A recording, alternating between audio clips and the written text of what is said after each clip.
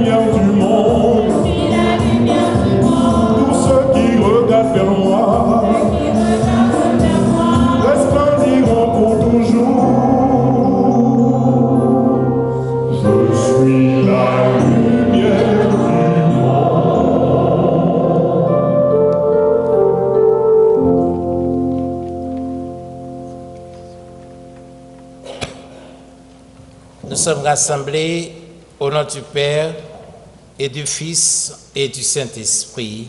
Amen. Dans un regard d'amour sur le monde, Dieu nous indique par son Fils le chemin du bonheur, les béatitudes. Que sa sagesse et sa paix soient toujours avec vous. Plein de confiance, nous nous tournons vers Dieu pour demander sa miséricorde.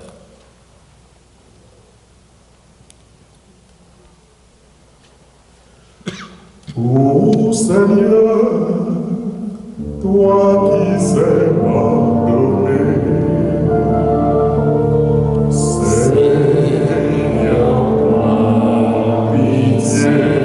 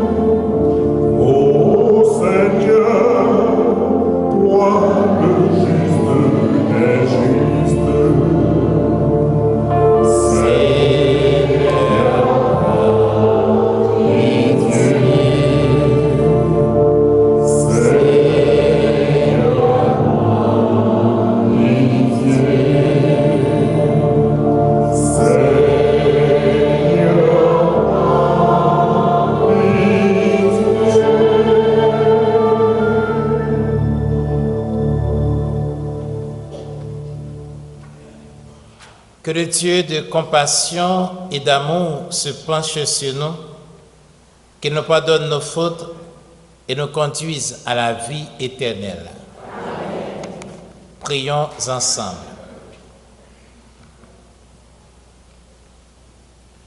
Accorde-nous, Dieu Tout-Puissant, de conformer à ta volonté nos paroles et nos actes dans une inlassable recherche des biens spirituels.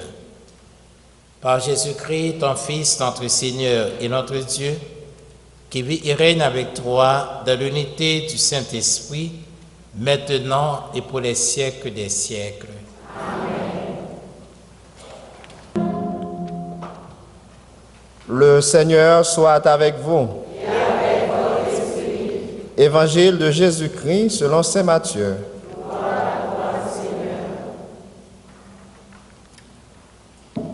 Comme les disciples s'étaient rassemblés autour de Jésus sur la montagne, il leur disait: ne vous faites pas de trésors sur la terre, là où les mythes et la houille les dévorent, où les voleurs percent les murs pour voler. Mais faites-vous des trésors dans le ciel, là où les mythes et la houille ne dévorent pas, où les voleurs ne percent pas les murs pour voler. Car là où est ton trésor, là aussi sera ton cœur. La lampe du corps, c'est l'œil. Donc, si ton œil est vraiment clair, ton corps tout entier sera dans la lumière. Mais si ton œil est mauvais, ton corps tout entier sera plongé dans les ténèbres. Si donc la lumière qui est en toi est ténèbre, quelles ténèbres y aura-t-il? Acclamons la parole du Seigneur. Louange à toi, Seigneur Jésus.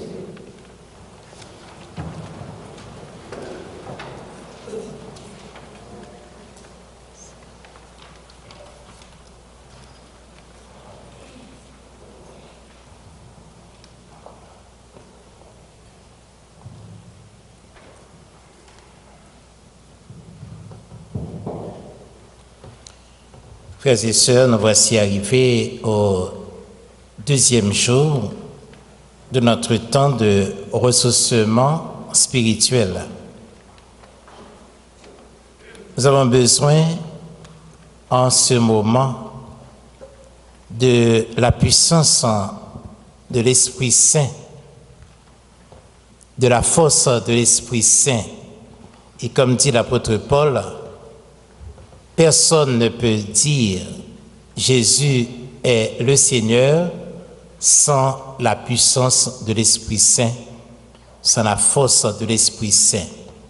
Et c'est pourquoi avant de partager cette réflexion avec vous, nous allons invoquer l'Esprit Saint pour que notre cœur soit vraiment disposé. Ô l'Esprit Saint,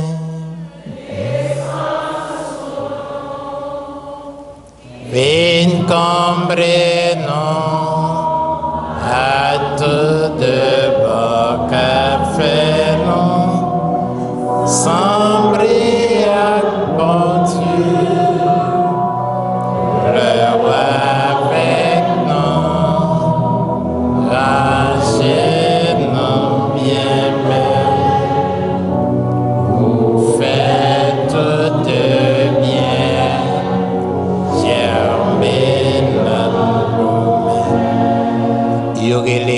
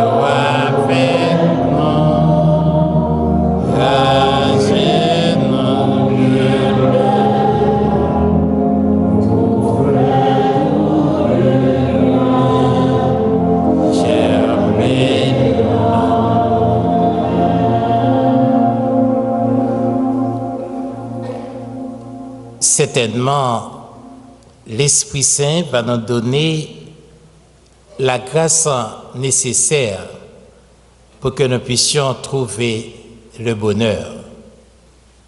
Heureux le cœur qui cherche Dieu. Chacune d'entre nous porte un désir de bonheur, une soif de bonheur. Et comme le dit si bien quelqu'un, la source est là, mais c'est la soif qui manque. Tout est à notre portée. Le bonheur est là, le bonheur est au fond de nous-mêmes. Mais ce qui nous manque vraiment, c'est ce grand désir, ce désir ardent, cette soif du bonheur. Malheureusement, nous ne prenons pas toujours les bons moyens pour y arriver. Jésus d'ailleurs nous le dit dans l'Évangile, cherchez d'abord le royaume de Dieu et le reste vous sera donné en surcroît. Cherchez d'abord le royaume de Dieu. Malheureusement, nous cherchons d'abord le reste au lieu de chercher le royaume. Et c'est pourquoi nous nous épuisons facilement, et c'est pourquoi nous perdons assez de force facilement, et c'est pourquoi nous sommes comme toujours essoufflés. Nous manquons de souffle, nous manquons d'haleine. Et c'est là que le Seigneur, dans ces 3 jours de ressourcement, veut nous rejoindre, veut nous aider pour que finalement nous puissions retrouver la force perdue à cause de tant de situations qui nous empêchent d'avancer. Comme le dit si bien Saint Éphrem, que la source apaise ta soif sans que ta soif ne l'épuise, pour que tu puisses toujours y revenir. Et c'est à cette source que ce soir, nous voulons communiquer. Nous voulons retourner vraiment à la source de la vie, à la source du bonheur, à la source de la vraie vie, à la source du vrai bonheur. Et comme vous le savez, frères et sœurs bien-aimés, le bonheur, c'est un choix de vie. Le bonheur dépend de nous. Le bonheur dépend de l'ouverture à la grâce. Ce qu'il nous faut, c'est une intelligence en éveil. Voilà, frères et sœurs. Voilà l'essentiel pour nous dans ce désir de bonheur, dans cette soif de bonheur, c'est avoir une intelligence en éveil, c'est-à-dire la capacité pour saisir chaque occasion qui nous est donnée. Être intelligent, ce n'est pas dans le sens créole. Être intelligent, c'est être capable de lire entre les lignes. Être intelligent, c'est de saisir les opportunités qui nous sont offertes. Et voilà, ces 3 jours de ressourcement, voilà, c'est une opportunité qui nous est donnée pour pouvoir retrouver la source du bonheur, pour pouvoir aller à la source de la vraie vie. Parce qu'il y a une forme de vie qui n'est pas la vie. Quand Dieu n'est pas présent dans votre vie, quand ce n'est pas le royaume qui est à la base de tout ce que vous cherchez dans la vie, vous passez complètement à côté. Et c'est pourquoi j'aimerais bien, déjà dès ce soir, que vous puissiez faire un choix intelligent. Choisir le bonheur. Choisir de vivre, mais de vivre en totalité. Non pas à moitié. Non pas avec de l'amertume. Non pas avec du remords, du regret, mais finalement à faire un dépassement. C'est ça. Le bonheur commence à partir d'un dépassement. C'est là que finalement, malgré tout ça qui arrivait dans la vie, malgré tout ça qui passait dans la vie, malgré toute erreur, moi crois que Dieu est à l'œuvre. Que bon Dieu a agi, et bien souvent à notre insu. Et je garde confiance, comme je l'avais dit hier soir, je sais que c'est le Seigneur, que c'est lui qui agit. C'est pas force moins, c'est pas intelligence moins, c'est pas mes manières de faire, mais je sais que c'est lui qui est à l'œuvre. Quand Dieu est à l'œuvre, il nous conduit toujours à bon port. Mais quand c'est l'autre, nous tergiversons, nous hésitons, nous peinons. Et c'est là, frères et sœurs bien-aimés, l'importance de ce retour à Dieu. Et c'est là, mes frères et sœurs bien-aimés, l'importance de, comme dit Jésus dans l'Évangile, de chercher d'abord le royaume de Dieu. Et le reste vous sera donné en surcroît. Ce que j'aimerais vous dire ce soir, c'est tout simplement, quel que soit ce qui nous est arrivé, quel que soit ce qui est passé, ce qui s'est passé dans notre vie, il y aura toujours un second appel. Qu'on l'autre appel que bon Dieu a fait nous quand même. Il y a une autre invitation que bon Dieu a fait nous. Et c'est peut-être ça l'important pour nous poser un acte intelligent dès ce soir. Et comment? Comment poser cet acte intelligent? C'est quand finalement nous acceptons de nous désencombrer. Il faut se désencombrer. Il y a trop de choses dans votre vie qui vous empêchent d'avancer. Il y a trop de personnes dans votre vie qui vous empêchent d'avancer. Il y a trop de situations malheureuses que vous avez vécues et qui vous empêchent d'avancer. Et pourtant, le Seigneur, à chaque jour, au fil des jours, nous indique le chemin. Et c'est pourquoi j'avais demandé à l'Esprit Saint de vous aider pour que votre cœur puisse accueillir cette parole, de croire que tout reste encore possible, de ne plus s'enfermer dans son mal, de ne plus s'enfermer dans ses misères, mais de s'ouvrir à la grâce du Seigneur. Dernièrement, le pape François disait, la perte de temps est un homicide.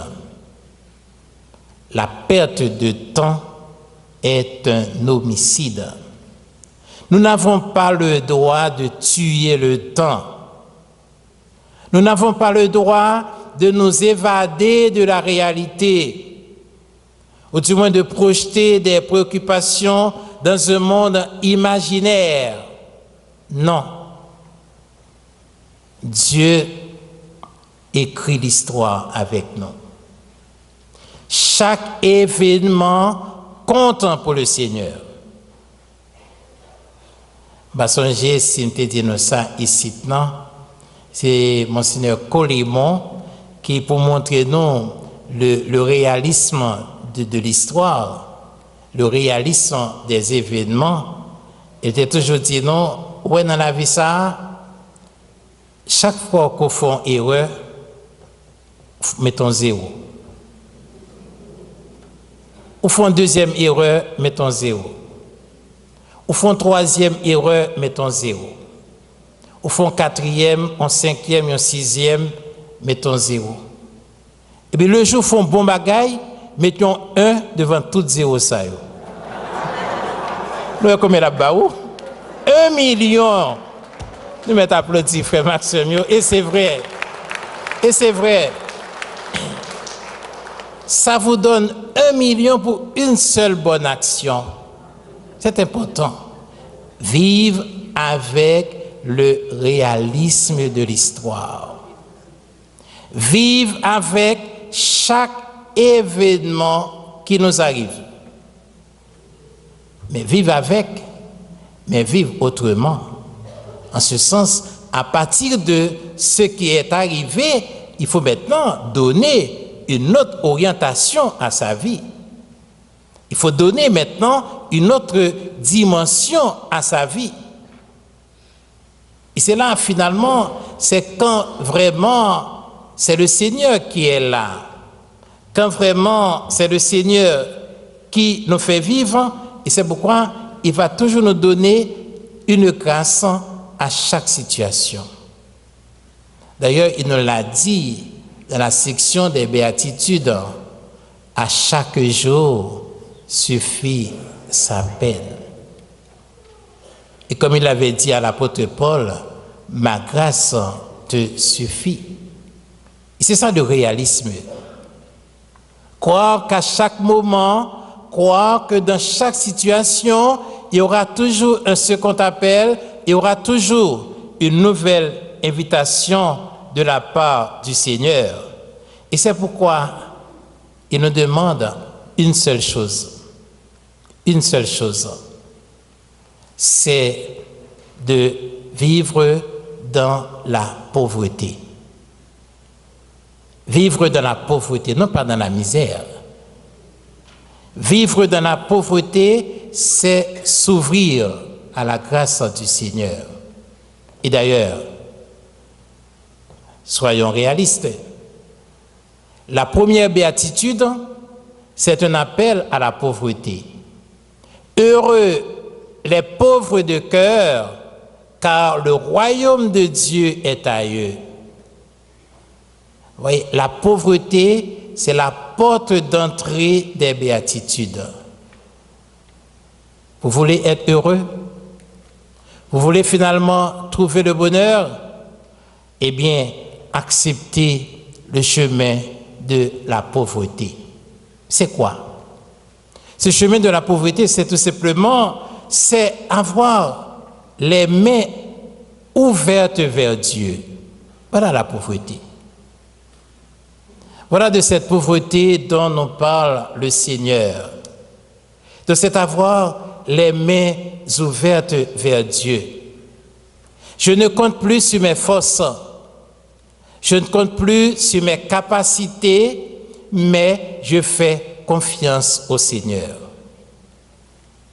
Le pauvre, comme disait quelqu'un, c'est celui qui a les mains vides, mais le cœur rempli de Dieu. Et c'est ça la vraie pauvreté. Le vrai pauvre, c'est celui qui ne compte plus sur ses richesses, sur ses fortunes, sur ses façons de faire. Mais finalement, c'est celui qui fait confiance au Seigneur. Le vrai pauvre, il ne met pas d'obstacle dans sa vie. C'est ça le vrai pauvre. Le vrai pauvre, c'est vraiment celui qui est libre. C'est la pauvreté qui peut nous libérer. Mais quand nous sommes encombrés avec nos richesses, nous ne pouvons pas trouver la liberté. D'ailleurs, nos richesses nous alourdissent. Et c'est pourquoi assez souvent dans l'Évangile, le Seigneur nous invite à la pauvreté, au dépouillement. Comme dit Saint Jean de la Croix, Dieu creuse en nous la pauvreté pour nous obliger à prier. Et c'est vrai. Et c'est que nous sommes dans cette situation de pauvreté, dans cette situation limitant, et finalement on dit, mais j'ai besoin du Seigneur. Moi besoin grand maître là. Moi besoin secours grand maître là. Moi besoin toute une transformation dans la vie moi. Et c'est ça. C'est dans ces situations extrêmes que le Seigneur agit. Comme j'avais dit hier soir, Dieu aime les carrefours. Dieu aime les situations extrêmes. Et c'est que nous sommes dans ces situations extrêmes et que nous gardons notre confiance en lui, et c'est à ce moment qu'il agit. Les situations de maladie, à l'occasion de la perte d'un être cher, la perte d'un emploi, et quand nous faisons l'expérience de la solitude, oui, c'est ce qui est des fois difficile pour certaines personnes, la solitude, être solitaire.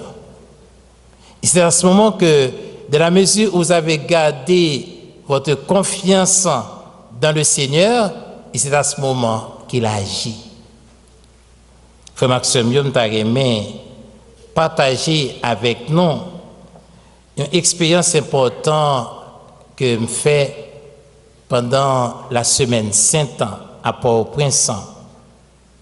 Nous avons cherché faire participer prisonniers dans l'exercice chemin la croix que nous avons fait dans la rue Port-au-Prince. Côté il y a près de 100 000 personnes qui étaient rassemblés. Et chaque tableau, c'est un prisonnier dans la rue du centre qui te peint tableau. Et c'est une façon pour nous être capable de faire que vous participez dans fin fond cellule côté yéan, dans fin fond misère côté yéan, pour découvrir finalement vous pas seul.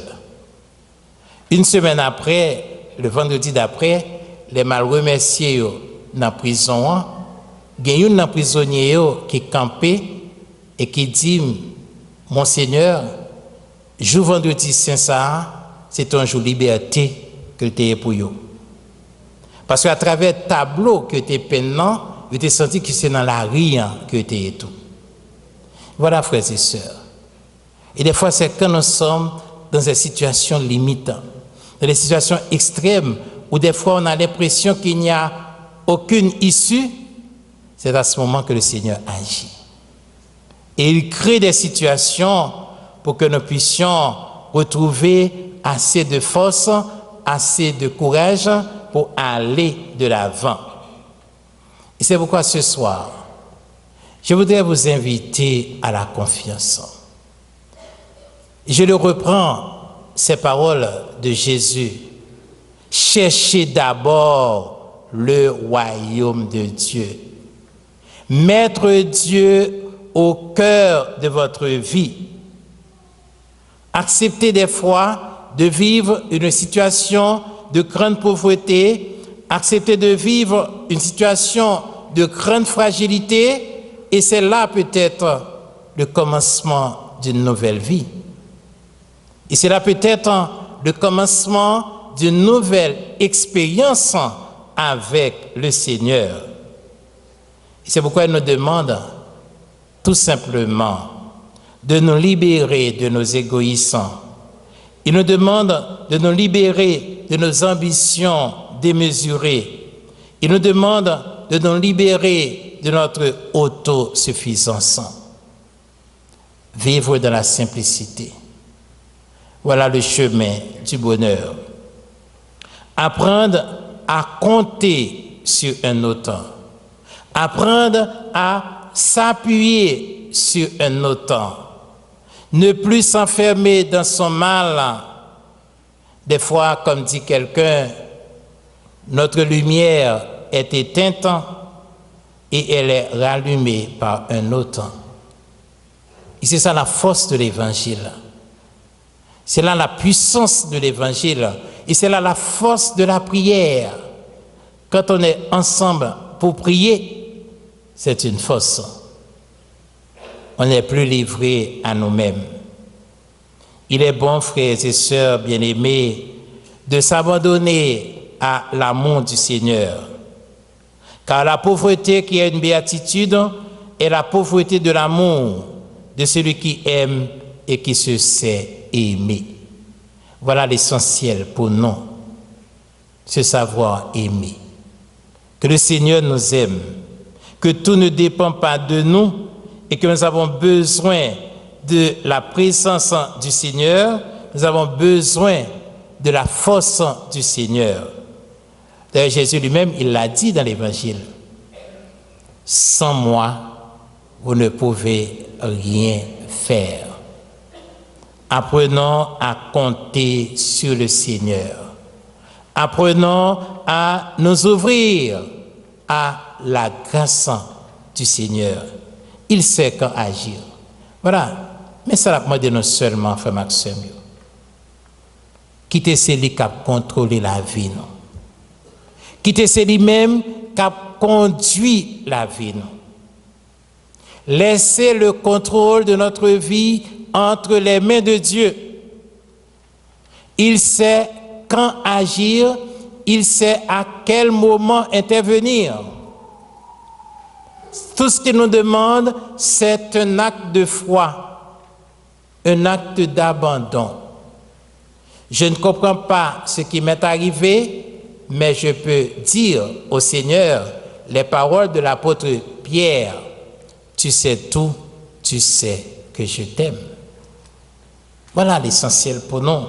Nous qui aspirons au bonheur, nous qui portons en nous cette soif de bonheur, eh bien, elle est là. dans cet abandon total au Seigneur. Alors il nous demande surtout de partager, comme Jésus nous le dit dans l'évangile de ce soir, ne pas accumuler pour soi-même, apprendre à partager, apprendre à donner, apprendre à s'ouvrir aux autres. C'est pourquoi ce soir, nous allons demander au Seigneur de nous aider à mieux comprendre son appel et surtout de nous aider à nous désencombrer, à nous libérer de tout ce qui alourdit notre marche, de tout ce qui nous empêche d'aller de l'avant. Car, comme vous le savez bien, tout passe, seul Dieu demeure. Amen.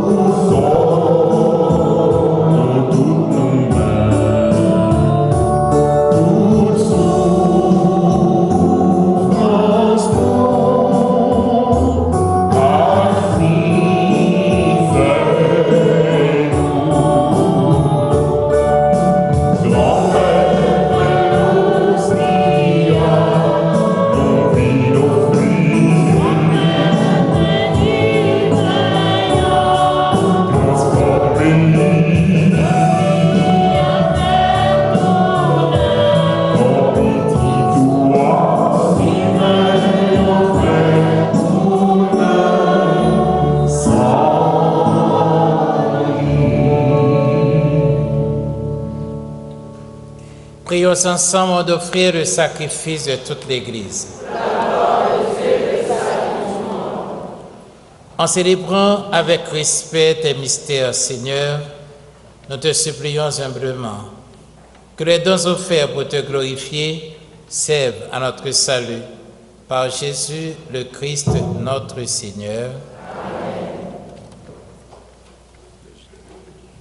Le Seigneur soit avec vous. Et avec votre esprit. Élevons notre cœur. Nous le tournons vers le Seigneur. Rendons grâce au Seigneur notre Dieu. Cela est juste et bon.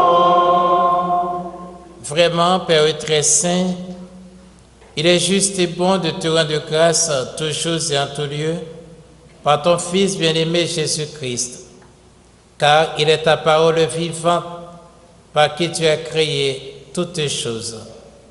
C'est lui que tu nous as envoyé comme Rédempteur et Sauveur, Dieu fait homme, conçu de l'Esprit Saint, né de la Vierge Marie, pour accomplir jusqu'au bout ta volonté et rassembler du milieu des hommes un peuple saint qui t'appartienne, il étendit les mains à l'heure de sa passion afin que soit brisée la mort et que la résurrection soit manifestée. C'est pourquoi, avec les anges et tous les saints, nous proclamons ta gloire en chantant d'une seule voix. La page 37.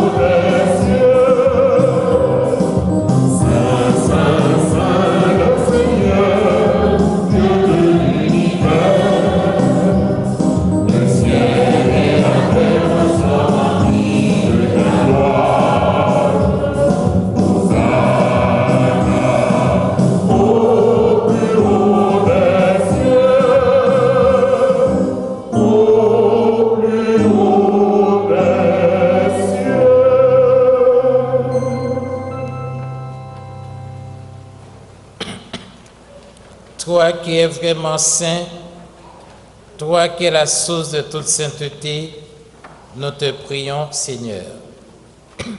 Sanctifie ces offrandes en répandant sur elles ton esprit, qu'elles deviennent pour nous le corps et le sang de Jésus, le Christ, notre Seigneur. Au moment d'être livré et d'entrer librement dans sa passion, il prit le pain, il rendit grâce, il le rompit et le donna à ses disciples en disant: Prenez et mangez-en tous, ceci est mon corps livré pour vous.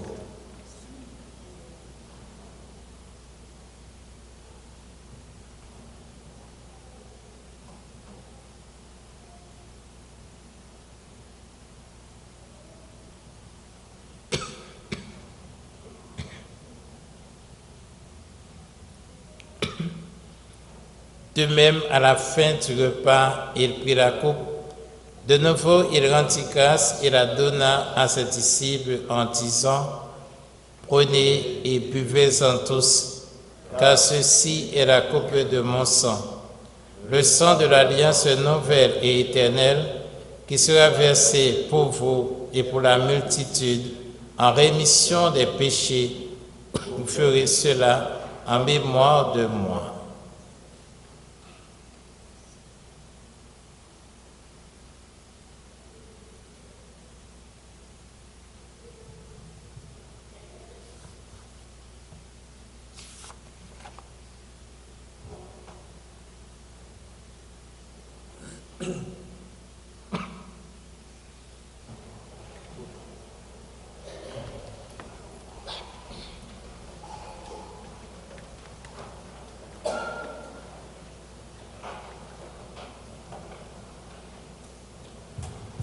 Le chant d'Action de grâce est à la page 39.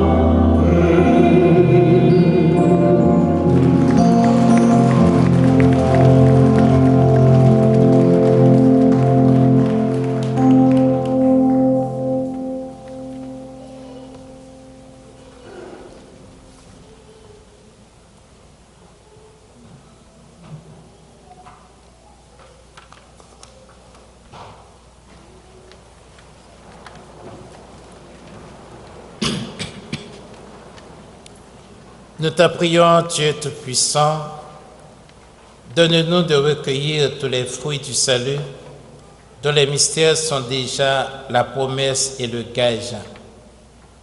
Nous te le demandons par ton Fils, le Christ notre Seigneur, qui vit avec toi et l'Esprit pour les siècles des siècles. Amen.